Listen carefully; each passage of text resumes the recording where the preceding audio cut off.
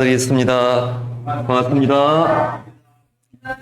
하나님의 말씀 시편 119편입니다. 시편 119편 71절 한 구절을 우리 다 같이 한 목소리로 봉독하시도록 하겠습니다. 고난당한 것이 내게 유익이라.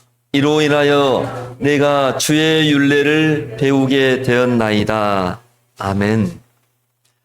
오늘 우리 사랑하는 여수 우리들 교회 성도님들과 함께 나누고자 하는 그 말씀은 한번 따라해 주시면 감사하겠습니다. 고난 중에서 주님의 음성을 들으세요.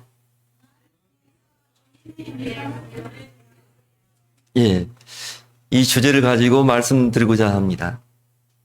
우리 성도님들은 축복을 좋아하시죠? 고난은 어떻습니까? 싫어하시죠? 그래서 오늘 말씀에는 우리 생각과 하나님의 말씀은 좀 다른 것 같아요. 고난 당한 것이 내게 뭐라고 되어 있습니까? 예. 하나님의 사랑은 여러분, 축복 속에만 나타날까요? 아니면 고난 속에서도 하나님의 사랑은 나타날까요? 지식으로는 그렇죠. 근데 막상 고난이 오면은 너무너무 싫죠. 그래서 우리가 그 고난이 고난으로 다가오면 저주로 생각되지만 그 고난 속에서 그 하나님의 음성을 들을 수가 있으면 그 고난이 아니라 그 고난이 내게 유익이 되고 그 뒤에 말씀이 이제 내가 이 고난을 통해서 주님의 율례를 배우게 되었나이다 돼 있죠. 그러니까 우리가 이제 고난을 안 당하는 인생은 없습니다. 우리가 보기엔 저 사람은 근심 걱정도 없을 것 같아. 그런데 모든 인생은 우리 인생의 연수가 70이요? 강건하면 80이라도 그 연수의 자랑은 뭐라고요? 수고와 슬픔뿐인 인생이라. 우리 인생이 살아가는데 쉽지 않습니다. 어린아이부터 어르신들까지 다 인생 어렵다고 생각합니다. 그래서 우리가 인생 살아가는 데 있어서 이 고난을 대처하는 방법, 그 다음에 고난을 내가 받아들이는 방법을 이것을 잘 알아야 인생이 우리가 한숨이 안 나오고 하나님께 찬양을 드릴 수가 있습니다. 우리 성도님들은 사람이 일생을 살아가는 동안에 자신을 가장 힘들게 하고 어렵게 하는 장애물이 무엇이라고 생각하십니까? 사람들은 이제 문제가 생기잖아요. 문제가 생기면은 자기 자신보다는 남의 얘기를 많이 해요.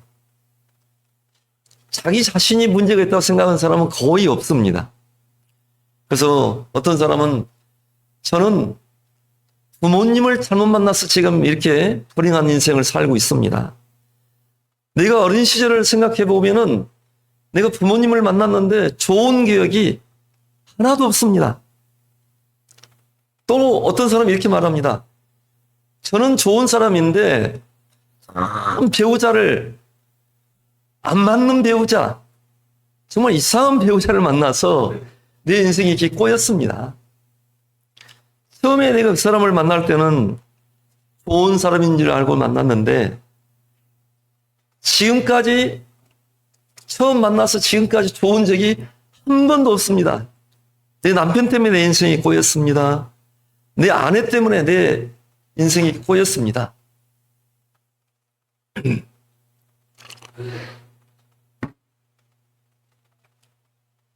또 어떤 사람은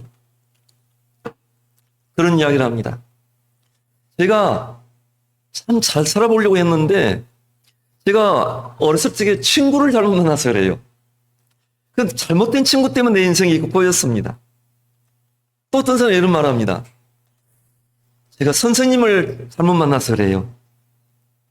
학교에서 선생님이 그냥 뭐라고 하니까 주눅이 들어서 제가 이렇게 못 살고 있습니다.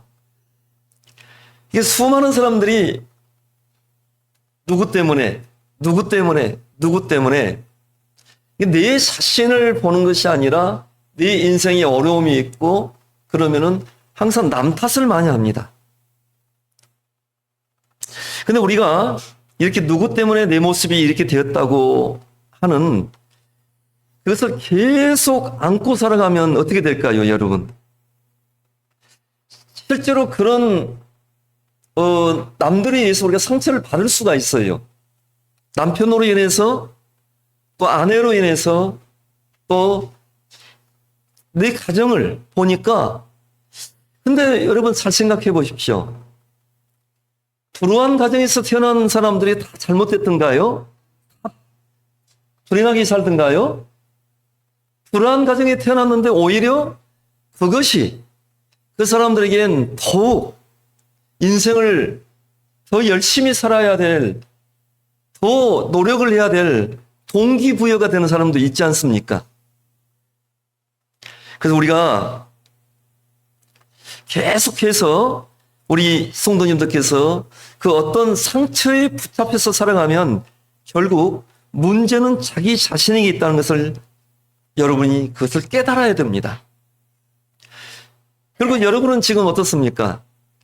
여러분은 인생 살아가면서 여러분에게 가장 큰 장애물이 무엇이라 생각하십니까?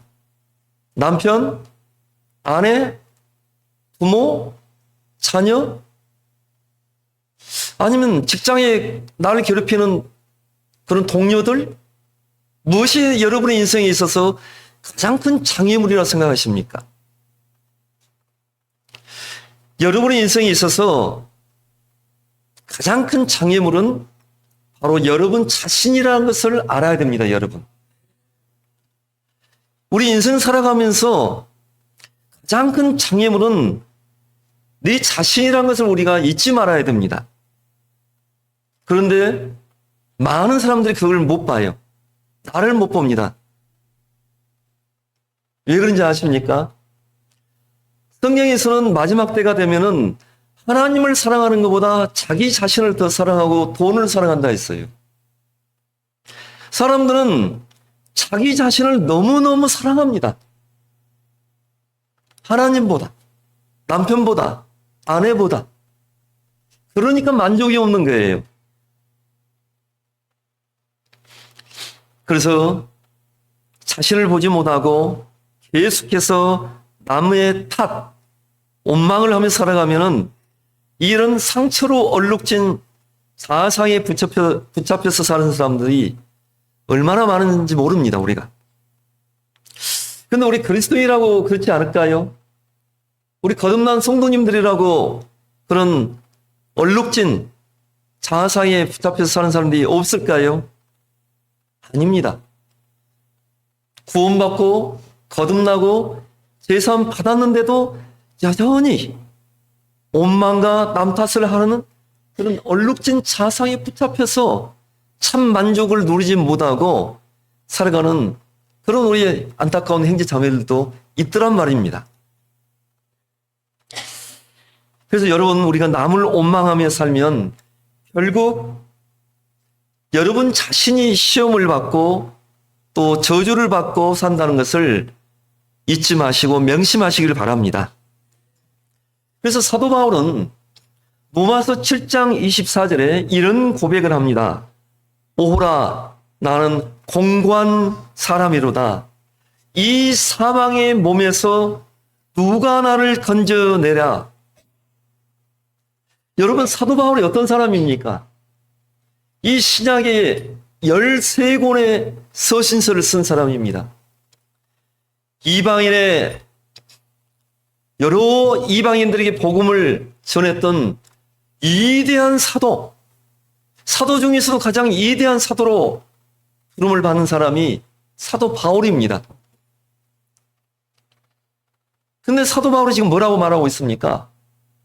오라, 나는 공고한 사람이로다. 이 사망의 몸에서 누가 나를 건져내랴. 그래서 이 로마서 7장 24절에 이 신학적으로 굉장히 좀 다툼이 많이 있는 구절입니다. 이 구절이 사도 바울이 구원을 받지 못해서 했던 말이다 이렇게 하는 사람도 있고, 구원을 받고 나서도 여전히 육신의 소욕이 올라오는 것을 보면서 그렇게 외쳤던 말씀이다 하고 조금 다툼이 있는 건데, 우리는 어떤 것을 믿냐? 사도 바울이 구원받기 전에는 어떤 싸움이었냐? 바로 죄와의 싸움이었어요. 죄.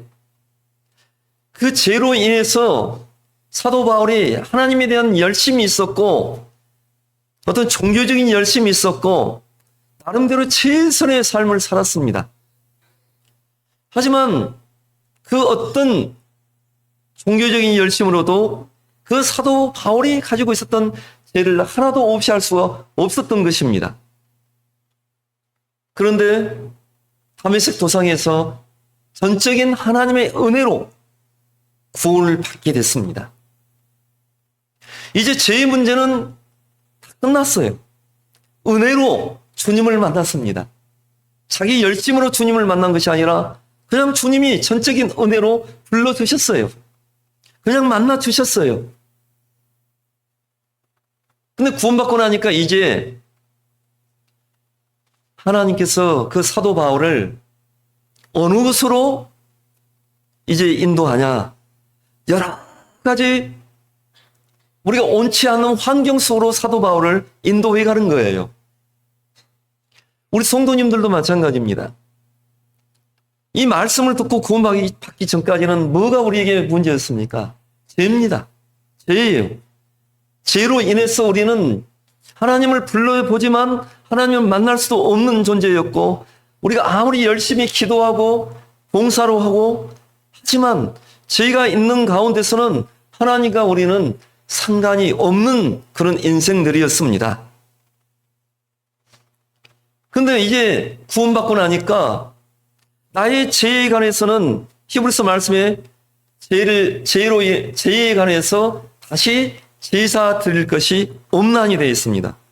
로마서 8장 1절에 보시면은 이제 그리스도 예수 안에 있는 자에는 결코 정죄함이, 죄를 묻는 것이 그리스도 예수 안에 있는 사람, 나의 모든 죄를 단번에 영원히 사해주기 위해서 저 십자가에서 목숨 주시고 피 흘려주신 그 주님이 내가 믿어진 사람은 정죄함이 있다고요, 없다고요? 없는 사람이 됐습니다. 죄에 관해서는 우리는 자유함을 얻었어요. 그런데 문제는 뭐냐?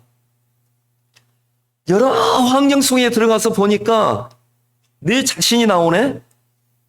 여전히 구원받기 전에 했던 그 욕심, 구원받기 전에 했었던 그 나쁜 습관들, 구원받기 전에 가지고 있었던 그런 안 좋은 성품들, 그것들이 나오는 거예요.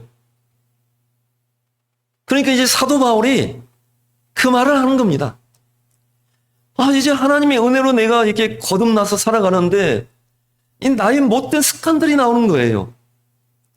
그러니까 이제 하나님을 마음속으로는 온전히 믿고자 하는데 자기 육신이 나오는 거예요. 자기 육신이 나오는 거예요. 그래서 사도 바울은 그것 때문에 번뇌를 하는 것입니다. 그리고 가장 문제가 되는 것은 내 자신이라는 것을 사도 바울이 지금 이 로마서 7장 24절에서 고백하고 있는 거예요. 누가 문제가 아니에요. 온전히 하나님을 믿고 하나님께 나아가는 데 있어서 가장 큰 문제는 내 자신이라는 거예요. 내 자신. 여러분은 어떻습니까? 여러분 그렇게 생각하지 않습니까? 남편 때문에? 아내 때문에? 자식 때문에? 그렇지 않습니다. 여러분이 바뀌면 가정의 평화가 와요. 오, 하나님, 이 세상의 평화를 위해서 그런 거룩한 기도가 아니라, 오, 하나님, 저부터 가정의 평화를 위해서 아름다운 말을 하게 해 주십시오. 신경질 내지 않고 화목의 말을 하게 해 주십시오. 온유한 사람으로 살아가게 해 주십시오. 남을 섬기고 남을 높이고 판단의 말이 아니라 정죄의 말이 아니라 분노의 말이 아니라 예수님께서 돌아가심으로 하나님과 우리를 화목하게 하신 것처럼 내가 있는 곳에서부터 가정에서부터 또 직장에서 내가 살고 있는 교회에서 화목한 자로 살게 해 주십시오. 내 자신을 바꿔달라고 여러분 기도해야 됩니다. 여러분이 바뀌지 아니하니까 가정이 평화가 없는 거예요. 여러분이 바뀌지 아니하니까 그 직장에서도 평화가 없는 거예요. 여러분이 바뀌지 아니하면은 이 교회 안에서도 계속 평화가 이루어지지 않습니다. 저는 오늘 사도 바울의 두 가지 모습을 좀 말씀드리고자 합니다.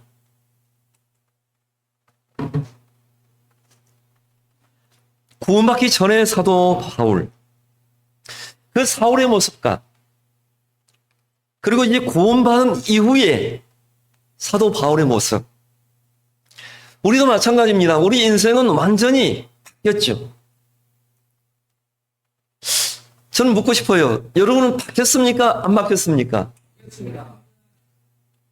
생각하는 것이 바뀌었습니다. 우리가 보는 것이 바뀌었습니다. 우리 마음이 바뀌었습니다. 우리 가치관이 바뀌었습니다. 이제는 우리가 살아도 주를 위하여 살고 죽어도 주를 위하여 살고 이 땅에 소망을 두고 살아가는 것이 아니라 이곳에서는 나는 나그네다. 그리고 나의 진정한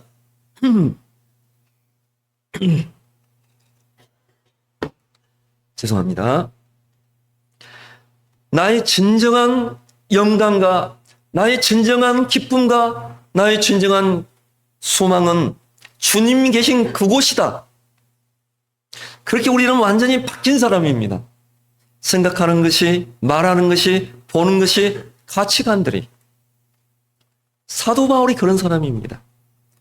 사도 바울은 구원받기 전에 어떤 사람이었냐? 아주 잔인한 사람이었어요. 사도 바울은 구원받기 전에 어떤 사람이었냐? 목이 빳빳해서 아주 교만이, 머리 끝까지 교만이 찬 사람이 사도 바울이었습니다. 사울이었죠. 자, 사도행전 9장을 보겠습니다.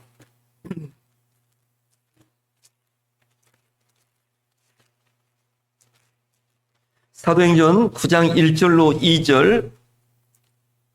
이제 구원받기 전에 이 사도 바울은 사울이었고 예수 믿는 사람들을 가장 앞장서서 핍박하고 그 사람들을 죽이는 데 앞장섰던 사람이 누구냐?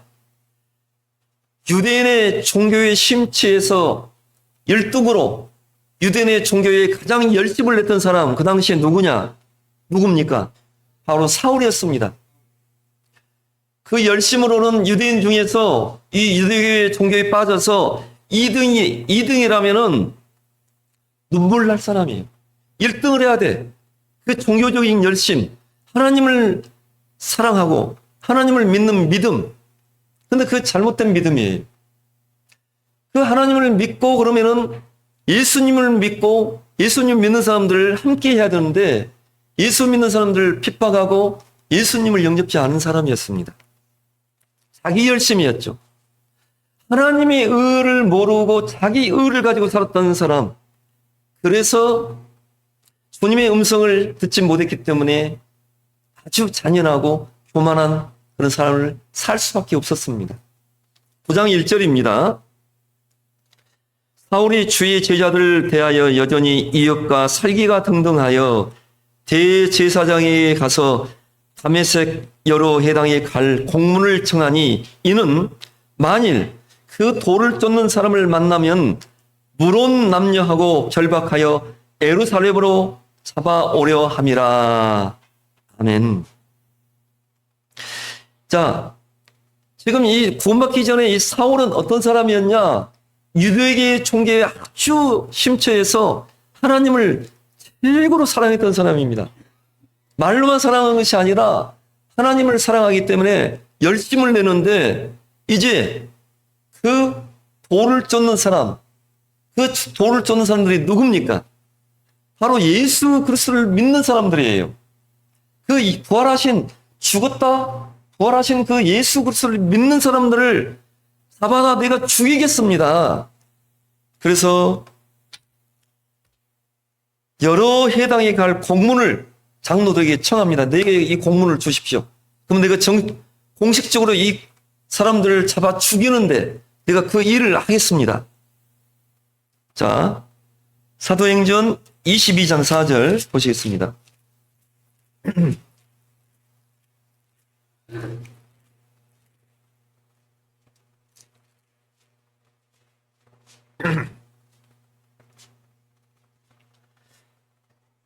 사도행전 22장 4절에 이 사람이 어떤 사람인지, 사울이라는 사람이 어떤 사람인지 나오는데 우리가 생각했던 사도 바울이 아닙니다. 너무너무 잔인한 사람이에요, 사도 바울은. 그래서 우리가 이단에 빠지면 이런 모습이 돼요. 정말 진리 속에 있으면은 우리는 사람이 온전한 사람으로, 올바른 사람으로, 하나님이 원하는 사람으로 살아가게 되어 있습니다. 이단에 빠지면은 잘못된 사람으로 이 세상 사람들을 핍박하고 이 세상 사람들을 힘들게 하고 하나님께서도 싫어하는 그런 사람으로 살아가는 거예요. 22장 4절 함께 읽도록 하겠습니다.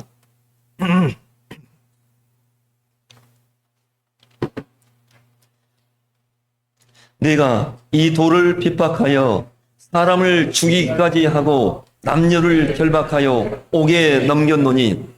그런데 이 일을 했던 사람이 누굽니까? 구원받기 전에 사도 바울, 바로 사울입니다. 내가 이 돌을 핍박하여 사람을 죽이고, 이 말이 됩니까, 여러분?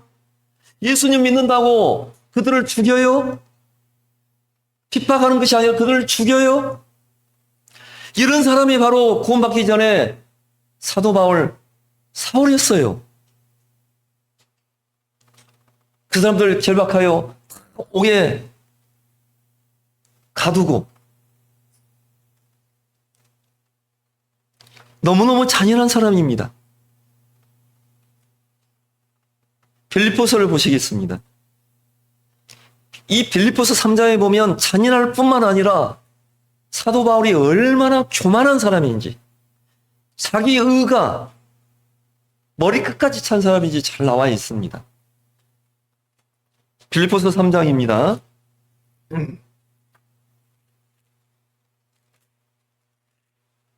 빌립보서 3장 4절로 6절까지를 제가 읽도록 하겠습니다.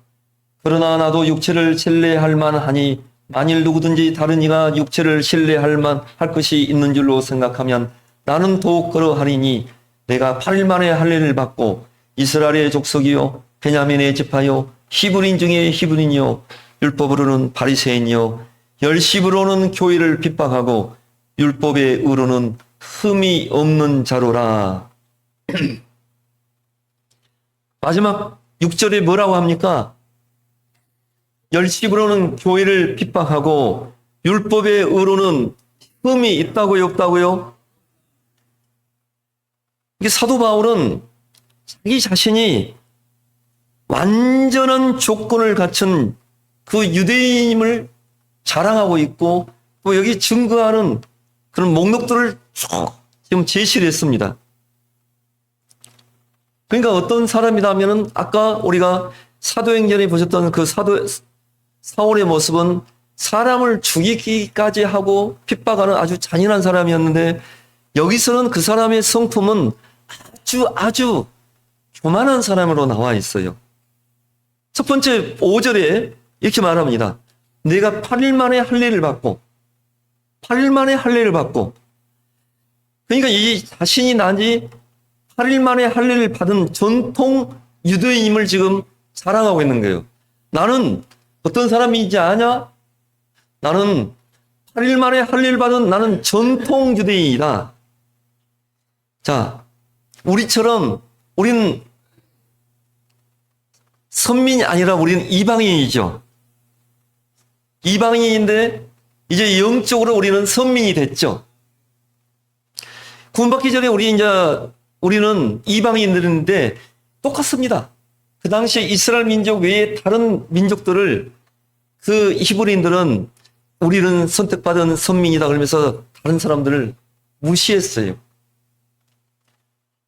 그런데 이 이방인들 중에서 이제 말씀을 듣고 구원받은 그들이 이제 그 개종자들이 할례를 받기 시작하는데 언제 할례를 받았냐? 개종할 때 그 이방인 개종자들은 개종 시에 할례를 받았습니다. 봐라, 너희들은 그렇게 개종 시에 할례를 받지 나는 8일 만에 할례를 받은 전통 유대인이야.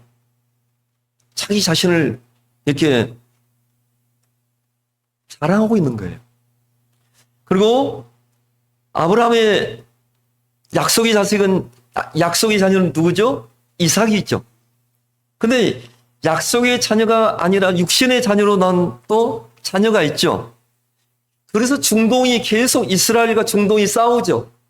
약속의 자손과 육신의 자손 계속 싸우는 것이 바로 지금까지 중동에서 전쟁이 일어나는 것. 여러분 우리가 너무 잘 알지 않습니까? 바로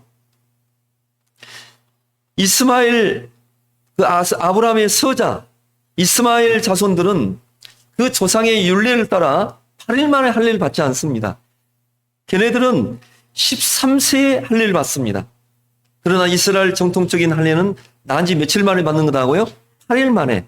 창세기 17장 12절 보겠습니다. 창세기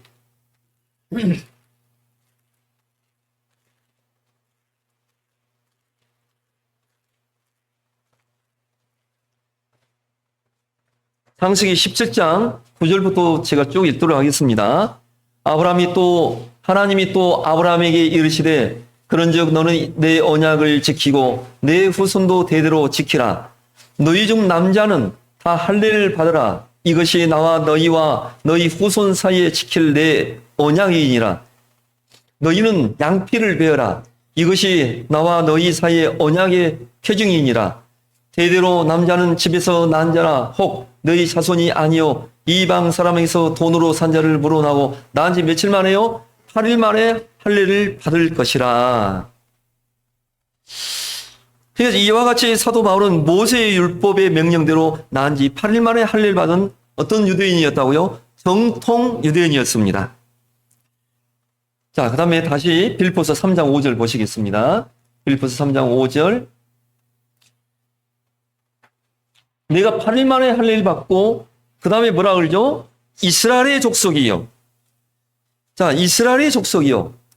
바울은 개종한 이방인이 아닌 아브라함과 이삭과 야곱의 후손으로 선택받은 이스라엘의 또 전통 가문에 속한 자였습니다.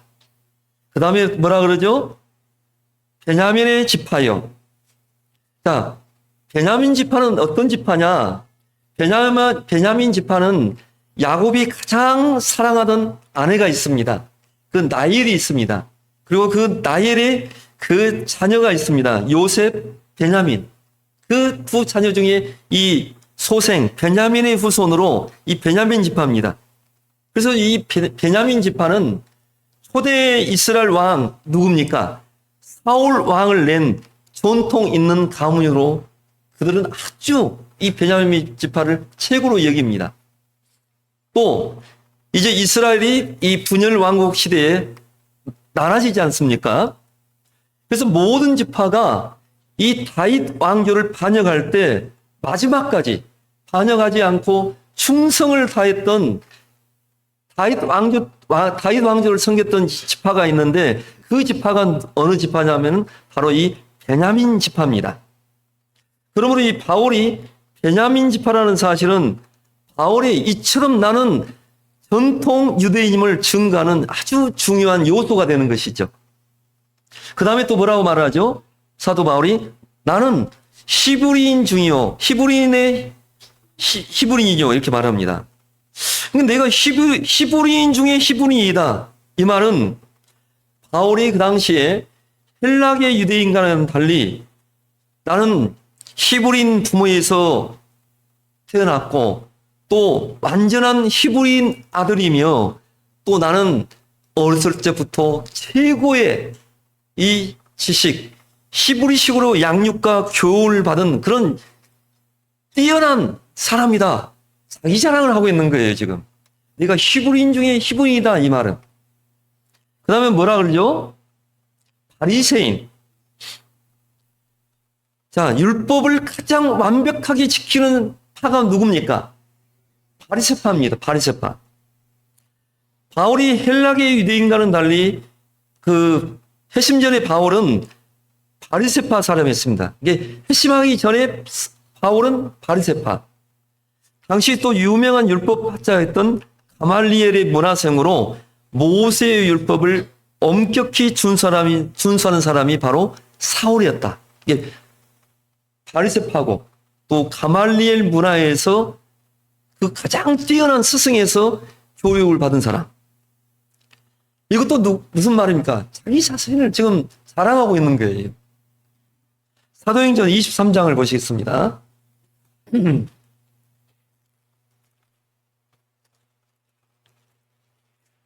사도행전 23장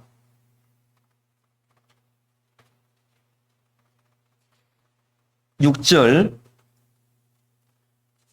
제가 읽도록 하겠습니다. 바울이 그 한 부분은 사두개인이요 한 부분은 바리새인인 줄 알고 공회에서 외쳐 가로되 여러분 형제들아 나는 누구다고요? 나는 바리새인이요. 그러니까 사울은 회심하기 전에 율법을 철저히 지키는 율법에 속해져 있는 바리새파 사람이었습니다. 사도행전 22장 3절을 보시겠습니다.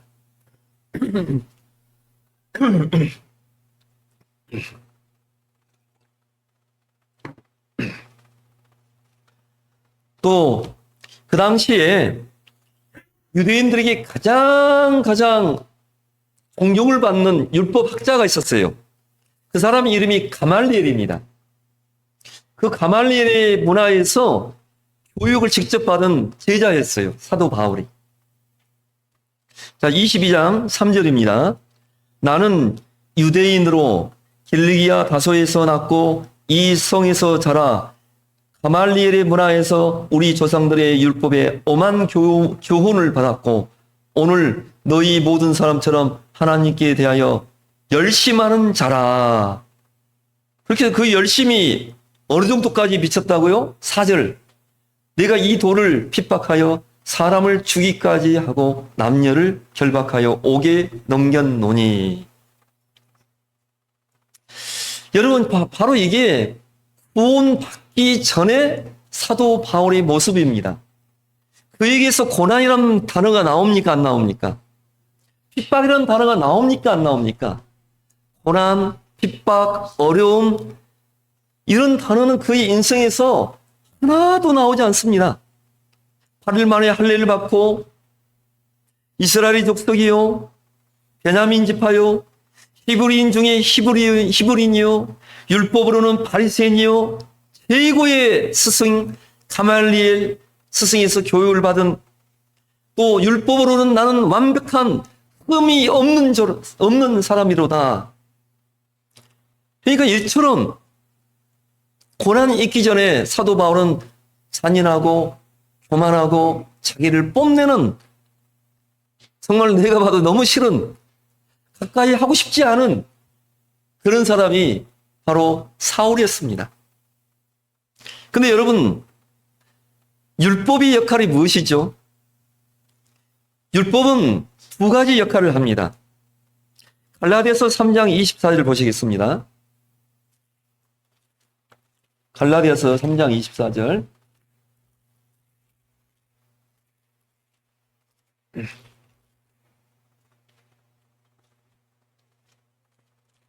갈라디아서 3장 24절. 이같이 율법이 우리를 그리스도에게로 인도하는 모학 선생이 되어 우리로 하여금 믿음으로 말미암아 의롭다 함을 얻게 하려 함이니라. 바로 여러분, 그 사도 바울은 율법을 통해서 나는 의롭다 이렇게 자랑하고 있는데 그 율법을 잘못 알고 있는 거예요. 율법은 어떤 역할을 한다면은 그리스도에게 인도하는 뭐다고요? 모학 선생. 모학 선생이라는 것은 그리스도에게 인도하는 가전 교사다. 1대1로 이렇게 하면 주님을 만나는 거야 하고 그것을 인도해 주는 것이 뭐다고요? 율법이다. 그러니까 이 첫 번째 율법은 그리스도에게 인도하는 뭐라고요? 무학상생이 되는 것이 첫 번째 율법의 역할입니다.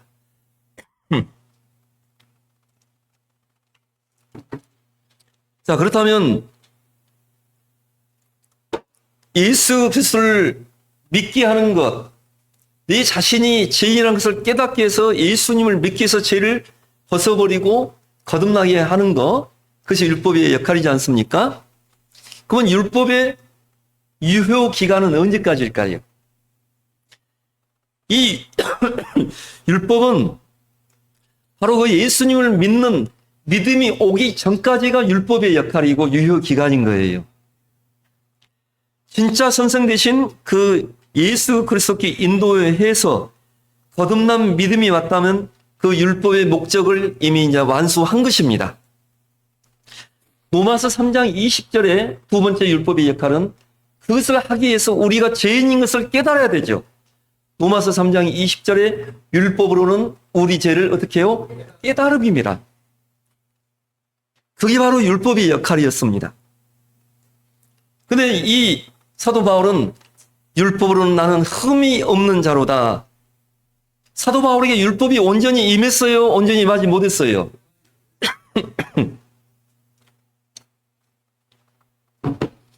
그래서 이 사도 바울은 하나님을 사랑하고 하나님을 위해서 살아가는 그런 종교적 열심이 있었습니다.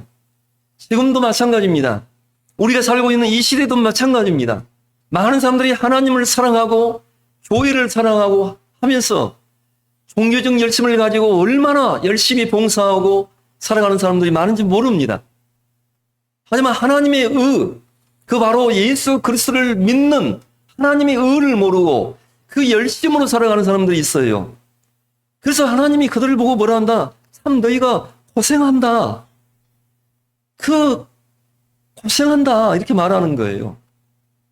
사도 바울에게도 하나님께서 똑같은 말을 하고 있습니다. 그 하나님이 주신 의를 모르고 자기 열심으로 의로워지려고 참 너 고생 많이 하고 있다. 그래서 이 사도 바울은 종교적 열심은 있었지만 그의 마음은 하나님 보시기에는 병들어 있었습니다. 병들어 있었어요. 그리고 하나님 보시기에 그 인생은 회칠한 무덤 같은 인생입니다. 남 탓을 하고 증오하고 사람을 죽이고 분노하고 교만이 이까지 올라온 하나님이 주시는 평안, 안식, 소망, 그거하고 상관없는 사람이 바로 구원받기 전에 사울이었습니다. 그런데 여러분, 그 모습이 바로 여러분의 모습이라는 거예요. 그 모습이 구원받기 전에 이 사도 바울의 모습이 그게 바로 우리의 모습이었다는 것입니다. 그런 사도 바울을 어디 하나 이쁜 데가 없어요. 어디 하나 그 사람을 좋게 봐줄 구석이 하나도 없어요. 그런 그를 하나님께서 전적으로 다메섹 도성에서 은혜로 구원을 시켜주십니다. 사도 바울이 그걸 생각하니까 로마서에 죄가 더한 곳에 뭐라고 말합니까? 은혜가 더했다. 누구보다 잔인하고 누구보다 교만하고 하나님의 의를 모르고 자기 의를 가지고 하나님께 대적했던 사람. 근데 구원받고 나니까 딱 같은 사람이 구원을 받았다는 걸 생각하니까 눈물나게 고마운 거예요, 사도 바울이. 그 은혜를 생각하니까 지금까지 하나님의 의를 모르고 그렇게 살아왔던 자기 인생을 생각하니까 하염없이 눈물만 나는 거. 앞으로는 이제 주님을 위해서 살겠습니다 하고 완전히 생각이, 마음이, 소망이, 삶의 목적이 바뀌어버립니다. 그 다메섹 도상에서. 사도행전 9장을 보시겠습니다.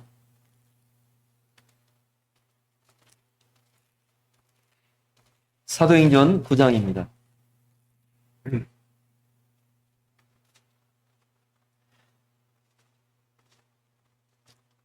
여전히 나쁜 행동을 하고 있었어요. 근데 하나님께서 정적인 은혜로 그냥 사도 바울을 다메섹 도상에서 구원해 주십니다. 뭔가를 잘해서가 아니에요. 우리도 마찬가지입니다. 우리가 뭔가 잘해서 구원받은 거 아닙니다, 여러분. 우리가 죄가 많아서 구원받은 거예요. 죄가 있기 때문에 우리는 구원받은 것입니다. 그래서 우리는 항상 은혜, 하나님의 은혜를 외칠 뿐입니다. 내 자신, 우리는 자랑할 것이 없는 사람들입니다. 9장 1절로 제가 읽도록 하겠습니다. 사울이 주의 제자들을 대하여 여전히 이역과 살기가 등등하여 대제사장에게 가서 다메섹 여러 해당에 갈 공문을 청하니 이는 만일 그 돌을 쫓는 사람을 만나면 물은 남녀하고 결박하여 예루살렘으로 잡아오려 함이라. 사울이 행하여 다메섹에 가까이 가더니 호련히 하늘로서 빛이 저를 둘러 비추는지라. 땅이 엎드러져 들음에 소리 있어 가라사대 사울아 사울아 내가 어찌하여 나를 핍박하느냐 하시거늘 대답하여 주여 뛰시오니까 가라사대 나는 내가 핍박하는 예수라. 이 다메섹 도상에서 하나님의 은혜로 그 사도 바울이 이제 구원을 받습니다. 그리고요, 이제 사울의 삶은 구원받기 전과 구원받기 후의 삶이 완전히 바뀌는데 여러분, 오늘 설교의 제목이 뭐다고요? 고난 속에서 주님의 음성을 들으시라는 것입니다. 구원받고 나서 이제 부활하신 그 예수님을 증거하면서 인생을 살아가는데 그때부터 자신을 힘들게 하고 어렵게 하는 그 인생의 여러 장애물이 생기고 정말 감당하기 어려운 인생의 흉년이 계속해서 죽을 때까지 사도 바울의 인생에 그 인생의 흉년이 찾아옵니다. 근데 그렇다고 해서 사도 바울이 실패한 인생인가요? 고난 속에서 사도 바울은 항상 원했던 것이 있습니다. 이 고난이 있는데 그 고난 속에서 주님 이 고난이 저에게 왜 주셨습니까? 그 고난을 통해서 사도 바울은 항상 주님의 음성을 듣기를 원했습니다. 그리고 그 고난 속에서 사도 바울이 주님의 음성이 들리면은 그걸로 만족하고 주님의 그 음성에 따라서 다시 힘을 얻고 기뻐하면서 그 순교할 때까지 믿음의 길을 걸어갔던 위대한 사도인 것입니다. 시편 49편 20절에 여러분 종기에 처하나 깨닫지 못하는 사람은 멸망하는 사람과 똑같다 그랬습니다. 여러분 인생에도 인생 살아가면서 구원받았지만 여러 가지 원하지 않는 어려움, 인생의 장애물, 인생의 흉년이 찾아올 수 있습니다.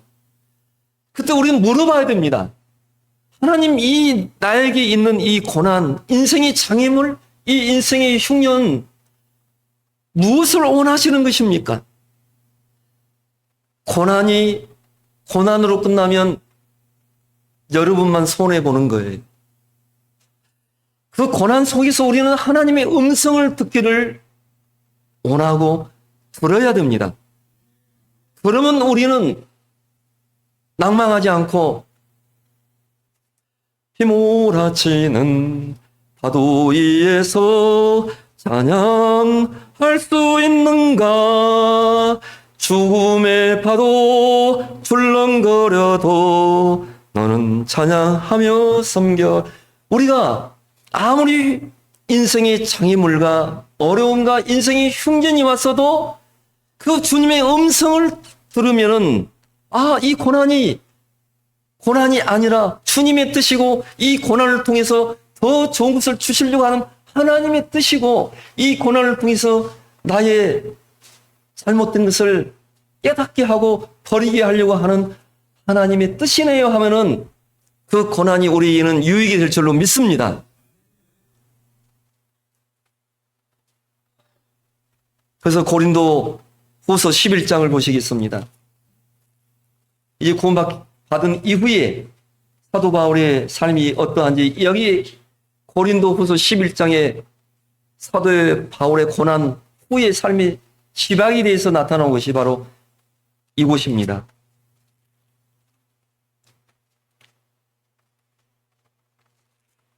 (11장)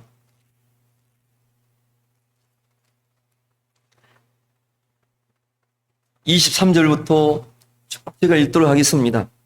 구원받고 나서 이제 부활하신 예수님을 증거하면 우리는 축복만 있을 것 생각하죠. 거듭나고 구원받고 천국 백성, 하나님의 백성이 됐으면 이제 오로지 축복만 있을 걸 생각하고, 또 고난이 오면 우리는 또 저 형제자매는 뭘 잘못했길래 저런 고난 속에 들어가 있어? 뭔 잘못이 많아서 저렇게 사는 거야? 아닙니다, 여러분. 하나님은 축복을 통해서도 우리를 사랑하시지만 고난을 통해서도 우리를 사랑한다는 것을 잊지 마시길 바랍니다. 23절부터 제가 읽도록 하겠습니다. 저희가 그리스도의 일꾼이냐 정신없는 말을 하거니와 나도 더욱 그러하도다. 내가 수고를 넘치도록 하고, 왜 이렇게 수고를 넘치도록 했다면은 그 하나님의 은혜가 너무 커서, 그 하나님의 은혜가 너무너무 커서, 그 은혜가 넘쳐서 그 수고를 했던 사람이 사도 바울입니다. 어떤 수고를 넘치도록 했는지 여기 잘 나와 있습니다. 옥에 갇히기도 더 많이 하고 매도 수없이 맞고 여러 번 죽을 뻔하였으니 유대인들에게 40에 하나 감한 매를 5번 맞았으며 3번 태장으로 맞고 1번 돌로 맞고 3번 파선하는데 일주야를 기품에서 지냈으며 여러 번 여행의 강의 위험과 강도의 위험과 동족의 위험과 이방인의 위험과 시내의 위험과 강야의 위험과 바다의 위험과 거짓 형제 중에 위험을 당하고 또 수고하며 애쓰고 여러 번 자지 못하고 줄이며 목마르고 여러 번 굶고 춥고 헐벗었더라. 여러분, 그 위대한 이방인의 사도로 부르심을 받은 이 위대한 사도 바울의 모습이 구원받은 이후에 얼마나 고난 속에 인생의 장애물, 인생의 흉년이 왔는지 여러분 방금 보셨죠? 그래서 여러분, 구원받았다고 해서 만사형통이 아니라 구원받아서 우리가 축복도 오고 고난도 오는 것입니다. 그래서 욥이 이렇게 말했습니다. 주신 이도 여호와시요 또 그것을 취하신 이도 여호와시니, 그런 우리가 마음으로 살아가야 됩니다. 우리 인생에 있어서 축복이 있을 때는 하나님께 찬양하시기를 원합니다. 우리 인생에 흉년이 올 때는 무릎을 꿇고 하나님, 제게 무슨 잘못이 있습니까?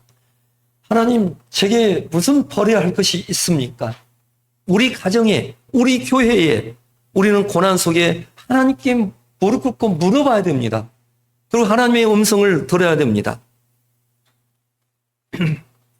그리고 이 엄청난 고난 속에서 사도 바울은 주님의 음성을 들었을까요? 못 들었을까요? 들었습니다.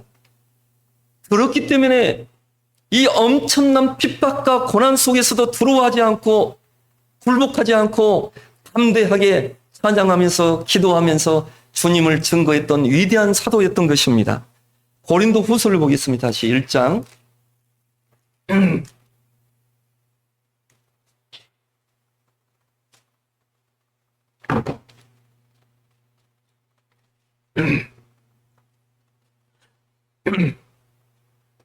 고린도후서 1장 7절로 9절까지 제가 읽도록 하겠습니다. 너희를 위한 우리의 소망이 견고함은 너희가 고난에 참여하는 자가 된 것 같이 이로에도 그러할 줄을 알미라. 형제들아, 우리가 아시아에서 당한 환난을 너희가 알지 못하기를 원치 아니하노니 힘에 지나도록 심한 고생을 받아 어디까지요? 살 소망까지 끊어지고 진짜 죽고 싶다. 차라리 죽는 게 낫겠다. 그 정도까지 고난이 찾아왔습니다. 그리고 하나님의 음성을 이제 여기서 들었다고 하나님이 나의 이런 고난을 주신 이유는 이것 때문이라고 하나님이 주신 그 음성을 듣고 사도 바울이 이렇게 고백하고 있습니다. 우리 9절 같이 읽도록 하겠습니다.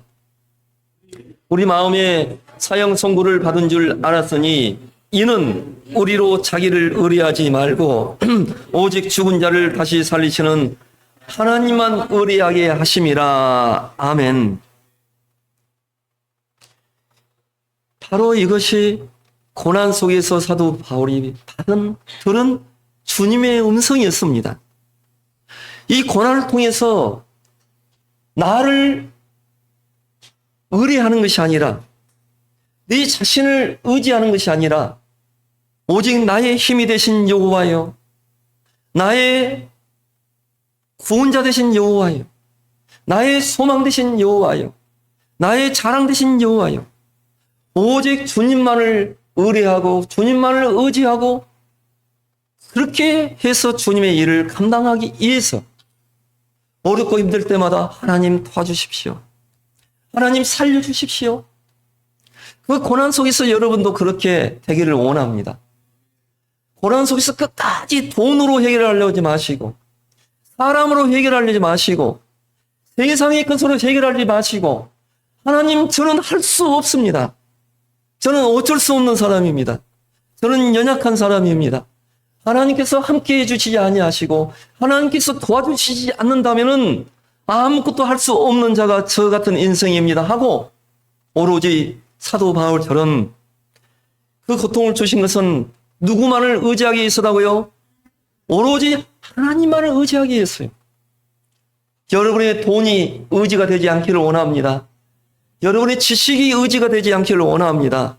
여러분이 있는 인맥이 의지가 되지 않기를 원합니다.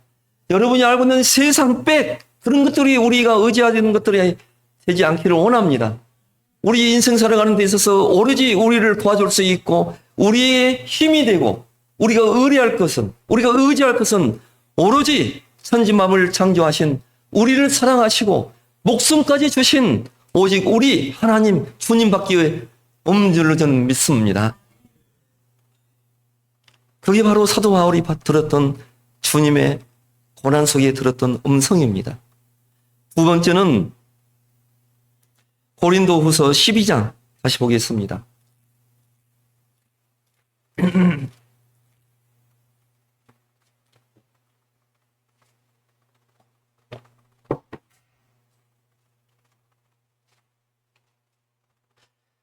사도 바울은 누구보다도 교만의 조건을 완벽하게 갖춘 사람이 사도 바울이었어요. 아까 여러분 보셨잖아요. 구원받기 전에 사도 바울이 어떤 성품과 어떤 육신의 소욕을 가지고 살았는지 봤지 않습니까? 근데 구원받았다고 그 육신의 소욕이 한순간 육신이 변화됩니까? 안 됩니까? 여러분 경험하셨잖아요. 구원받고 나서도 여러분의 육신의 그 죄성, 그 육신의 소욕, 육신의 옛날에 구원받기 전에 못된 습관들, 그 가치관들, 그 고집들, 여러분의 슬픔 한순간에 바뀌어요, 안 바뀌어요?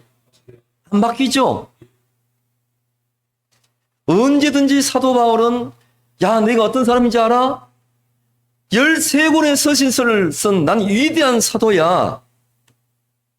네가 저 유대인들, 아니면 저 이방인들, 그들은 이렇게 말하죠. 개 같은, 한마디로 멸시하는 저 이방인들에게 내가 목숨을 바치면서 온갖 고난 속에서 저들에게 복음을 전하고 저 교회들 세워지는 거 봐. 에베소 교회, 빌립보 교회, 갈라디아 교회, 수많은 교회 봐. 누가 세웠어? 나 아니야? 그런 언제든지 교만이 찾아올 수 있는 사람이 누구였다고요? 사도 바울이었습니다. 고린도후서 12장 7절을 제가 읽도록 하겠습니다. 여러 계시를 받은 것이 지극히 크므로 너무 자고하지 않게 하시려고 여기 답이 나와 있습니다. 사도 바울을 주님이 위대한 사도로 썼습니다. 그리고 사도 바울은 그 은혜가 너무 커서 넘치도록 누구보다도 그 유대인의 종교에 열심히 하나님을 믿고 이제 구원받은 다음에도 그 열심은 여전히 나타났습니다. 오히려 그때보다 더 큰 열심이 나타났습니다. 근데 자고하지 않게 하시려고 내 육체의 가시 곧 사단의 사자를 주셨으니 이는 나를 쳐서 너무 자고하지 않게 하려 하심이라. 아멘. 사도 바울은 다른 사람의 병을 다 고쳐줬어요. 사도 바울이 죽은 자도 살렸어요. 근데 사도 바울은 자기 자신에게 정말 감당치 못할 육신의 병이 있었습니다. 너무너무 고통스러워서 사도 바울이 이렇게 말합니다. 하나님, 이것은 사단의 가시입니다. 내가 하나님의 일을 하려고 하는데 육신의 고통이 너무 커서 어떨 때는 손가락 하나 까딱하기도 힘들고 눈 뜨기도 힘들고 이처럼 육신의 고통이 있는데 건강하다면 더 제가 하나님의 일을 열심히 할 수 있지 않겠습니까? 이 사단이 주는 이 가시입니다. 이 병은 저는 하나님의 사도 아닙니까? 이 병을 낫게 해 주십시오. 저를 통해서 다른 사람 낫게 저를 써주셨지 않습니까? 이 기도를 한 번 안 나서요. 또 두 번 안 나서요. 또 세 번 기도합니다. 하나님 낫게 해줬어요? 안 낫게 해주셨습니까? 결국은 끝까지 사도 바울은 이 병을 가지고 죽을 때까지, 순교할 때까지 이 병을 안고 살아갔습니다. 죽을 때까지. 우리 성도님들 중에도 거듭나고 나서 건강하시다가 갑자기 암을 선고받은 사람도 있고, 또 어떤 건강의 육신에 좀 건강이 안 좋으신 분도 있습니다. 자, 그것이 저주가 안 되기를 원합니다, 저는.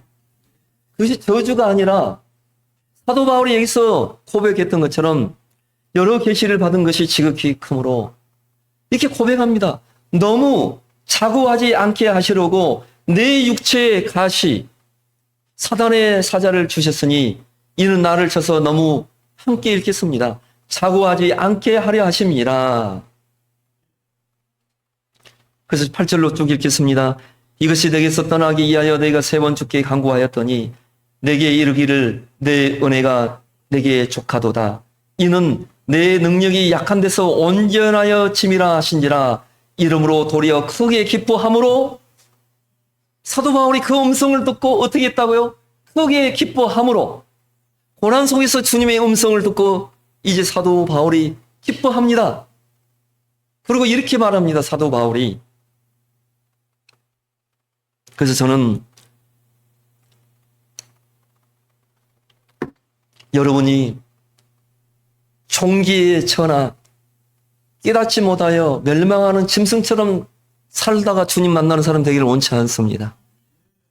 고난 속에서도 꿋꿋하게 주님께 물어보시고 고난 속에서도 다시 일어나서 세상 사람들에게 고난이 있더라도 나에게는 도와주시는 주님이 있습니다. 내 옆에는 사랑하는 형제자매도 있습니다. 그렇게 삶으로 보여주기를 원합니다.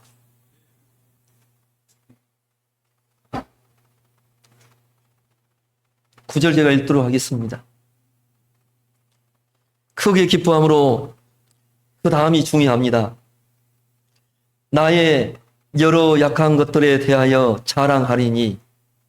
이제 사도 바울은 자기의 그런 연약한 부분들에 관해서 자랑하고 싶답니다.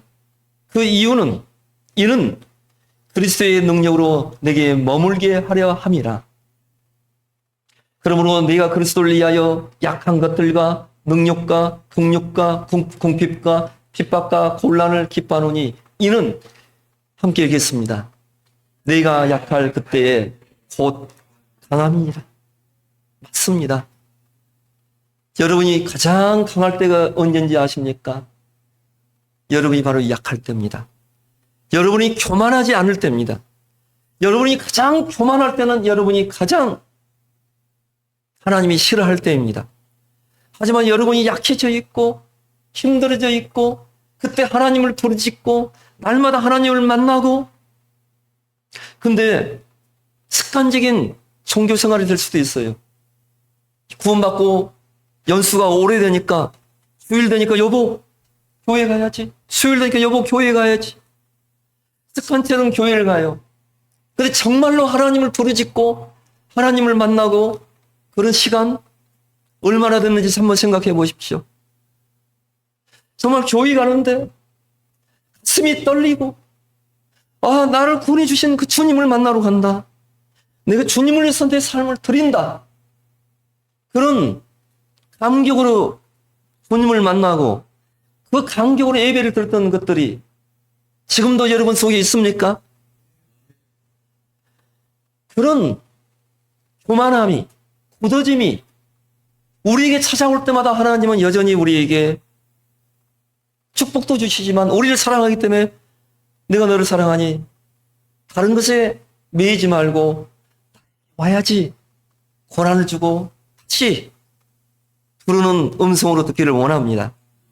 그래서 고난을 주신 것은 첫째, 사도 바울이 들었던 것은 하나님만을 의지하기 위해서입니다.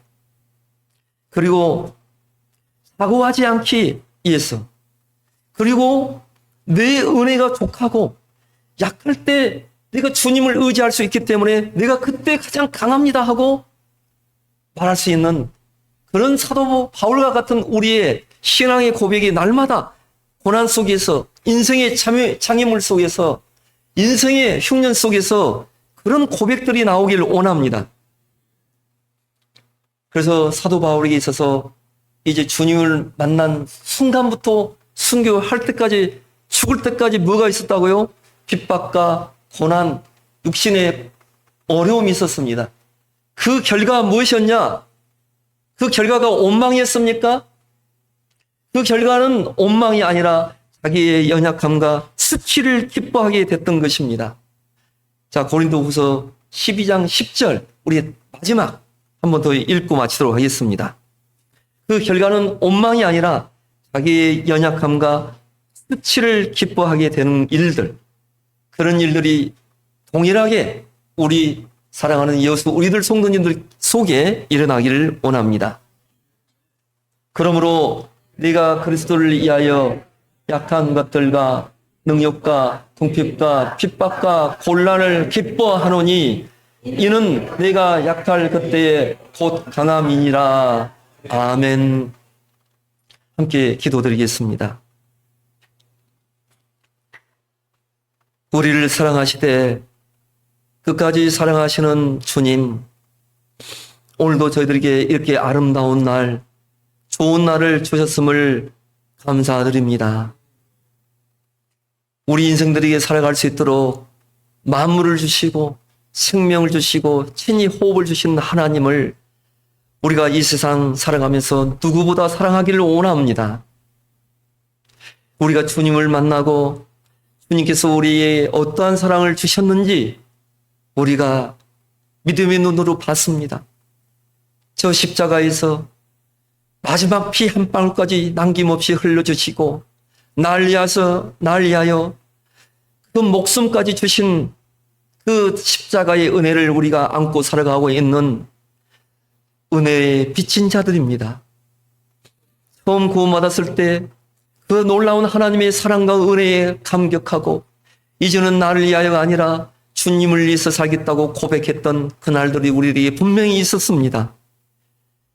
하지만 시간이 흐르고 신앙의 연수가 되고 오려 직분을 받으면서 우리가 교만하고 사고하고 하나님을 의지하는 것이 아니라 내 생각과 내 습관과 하나님이 싫어하는 것들이 우리 속에 언제든지 찾아올 수 있다는 것을 하나님은 아시고 우리를 사랑하시기 때문에 때로는 우리에게 고난도 주시고 징기도 주시고 인생의 어려움과 장애물과 흉년도 주시는 분이 하나님이십니다.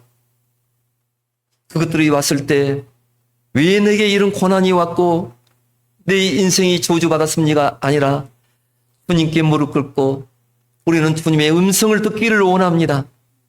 그리하여 진정 그 고난을 통해서 주님이 원하는 그런 사도 바울과 같은 오직 하나님만을 의지하겠습니다.